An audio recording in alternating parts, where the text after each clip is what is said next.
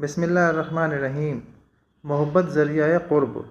حضرت عبداللہ بن صامت رضی اللہ عنہ ابو ذر غفاری رضی اللہ عنہ سے روایت کرتے ہیں کہ ابو ذر نے رسول اللہ صلی اللہ علیہ وسلم کی خدمت میں عرض کیا، یا رسول اللہ، ایک آدمی ہے، اس کو اللہ کے خاص بندوں سے محبت ہے، لیکن وہ اس سے عاجز ہے کہ ان کیسے عمل کر سکے، تو اس بیچارے کا انجام کیا ہوگا؟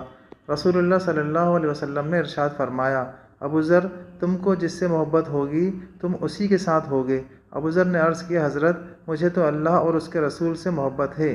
آپ نے ارشاد فرمایا، پس تم انہی کے پاس اور انہی کے ساتھ رہو گے جن سے تم کو محبت ہے۔ یہ جواب سن کر ابو ذر نے پھر اپنی بات دہرائی، اور رسول اللہ صلی اللہ علیہ وسلم نے جواب میں پھر وہی ارشاد فرمایا جو پہلی دفعہ ارشاد فرمایا تھا۔